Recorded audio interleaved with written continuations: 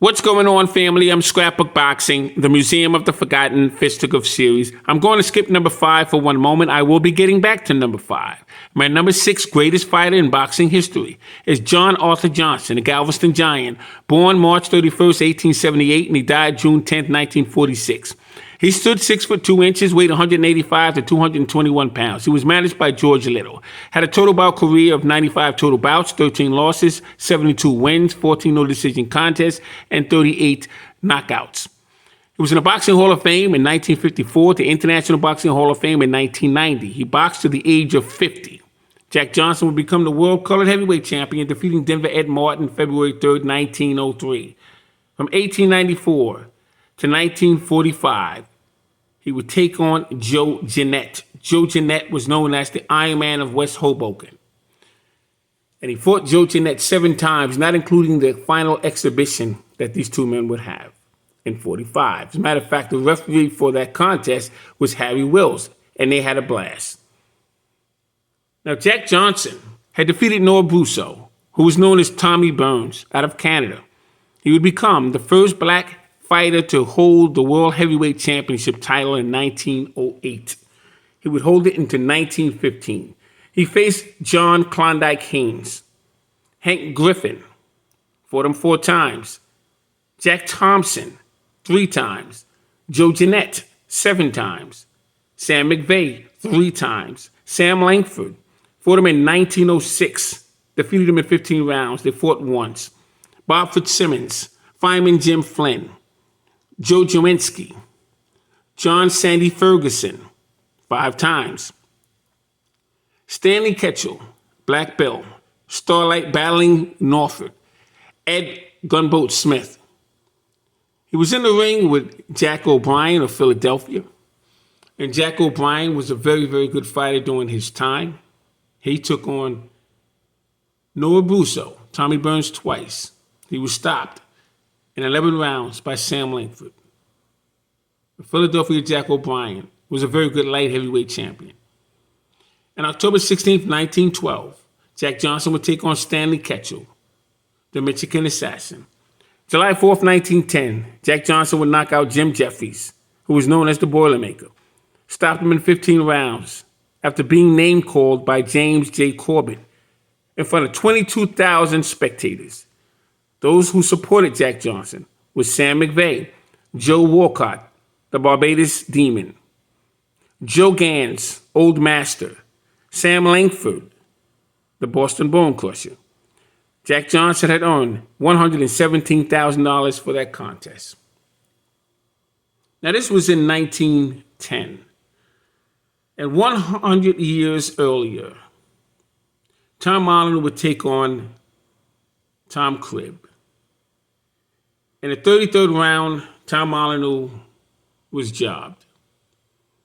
And a fiasco would break out. Well, the same thing happened 100 years later. But in this case, Jack Johnson would totally manhandle Jim Jeffries. As a matter of fact, he defeated him so bad, the following day, Red Summer would break out. Little boys were spit at.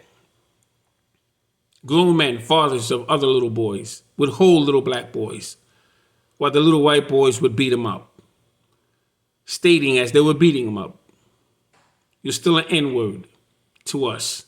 Nothing would ever change. You'll never be worth anything. You're 1/5 of a human being. You think we're going to respect you?" And this went on the entire summer.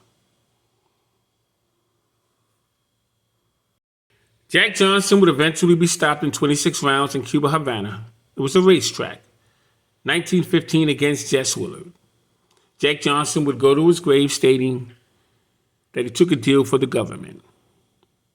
Johnson would open up the Supper Club, originally known as Club Deluxe. And Johnson's club was on the 2nd floor of the Club Deluxe, which was located on the 1st floor. Onan Matting strong-armed the establishment. He basically took the club away from Jack Johnson. And it was renamed as the Cotton Club. And my understanding, as Orlin Matting, who asked for his cut of Jack Johnson, when walking out of Club Deluxe, and said that he's taken over the club.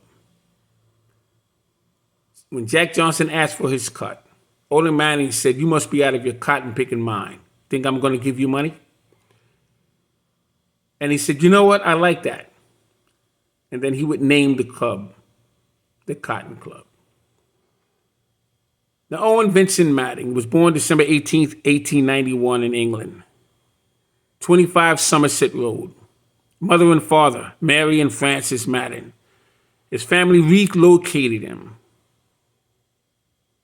to Liverpool. His sister Elizabeth now moved to the United States, 352 10th Avenue in Manhattan. Owen served 10 years of a 20-year bid in Sing Sing. He was a former gangster who was arrested. He was selling whiskey during Prohibition. He involved in milk fund trade and racketeering. Owen would employ George Raff, who would one day buy out the contract of Henry Armstrong. Owen strong-armed the Supper Club, promising Jack Johnson that he would give him 20%.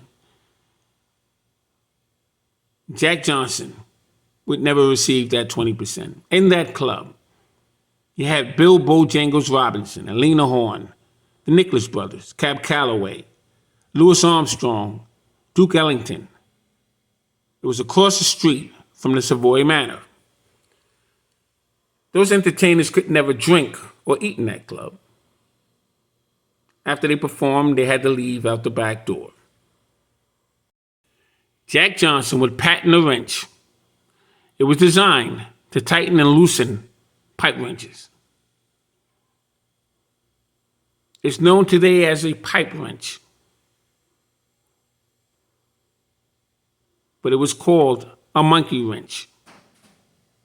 You'll read in dictionaries that that's not the case, but that was the case, and that's what they called it, because Jack Johnson had designed a pattern for it.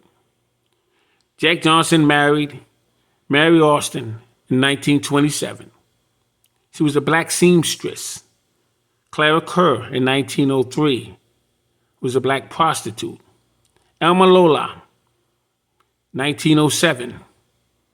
Bill Shriver, who was also a prostitute. Jack Johnson opened a club in Chicago, and that was strong-armed by Al Capone. Keyshawn Mountain Landers was the baseball commissioner. Saw to it that Jack Johnson would serve time under the Mann Act. He's the same person that did not want Jackie Robinson to play baseball in the established leagues. He's the same person that fired Harry Wiley Sr. Did a lot of damage, was Mountain Landers.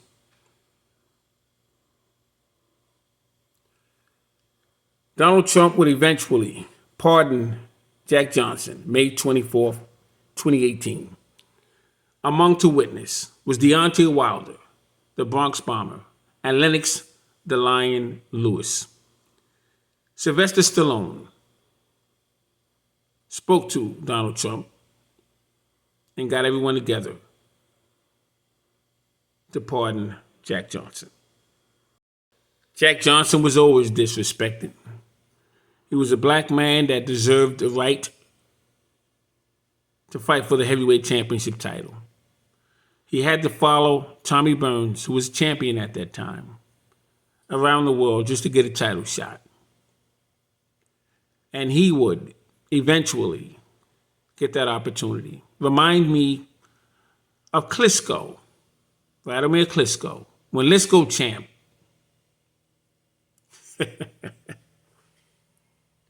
Would follow him all over the place. You eat, I eat. You watch movies, I watch movies. Shannon Briggs was a carbon copy in that way of Jack Johnson. Jack Johnson knocked out Tommy Burns in 14 rounds. in front of 20,000 spectators. On the afternoon of December 26, 1908 in Sydney Stadium. It was in Australia, New South Wales. Johnson weighed 194 pounds and Burns weighed 168 pounds. Johnson knocked out Burns in 14th rounds and had his hands raised by the promoter and referee, Hugh McIntosh.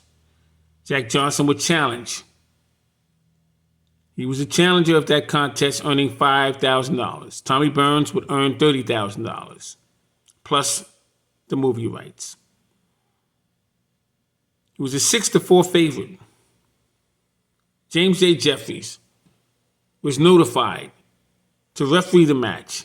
He wanted $5,000, plus all-inclusive traveling and rooming houses. He wanted saloon girls in his room at his beck and call. He wanted all meals paid for by Jack Johnson. Johnson would refuse to box for unfair treatment, so the promotion, McIntosh, would step in. This was some contest, and it showed what the country was dealing with. Now, this is Australia, but the entire world was racist against black fighters. And they all had to deal with this behavior. Not only Jack Johnson, but Sam Langford and Harry Wills and Joe Jeanette and Bobby Dobbs and Davey. I get choked up when I speak of this. Dave Holly and Steve Crosby, Jeff Clark, the Joplin Ghost, all of them had to deal with this behavior. I'm Scrapbook Boxing, Museum of the Forgotten Fisticuff Series. Just a brief conversation on Jack Johnson. I wanted to let you know that I have him ranked number 6 in my all-time ranking list. He was an outstanding defensive fighter. No, he didn't give his compadres the opportunity after he won a title. Whatever reasons that was. But he fought them all during the course of his career in the colored division. But I have Jack Johnson number 6. I'll get back to number 5. We'll move forward to number 7. Thanks for watching. Be well.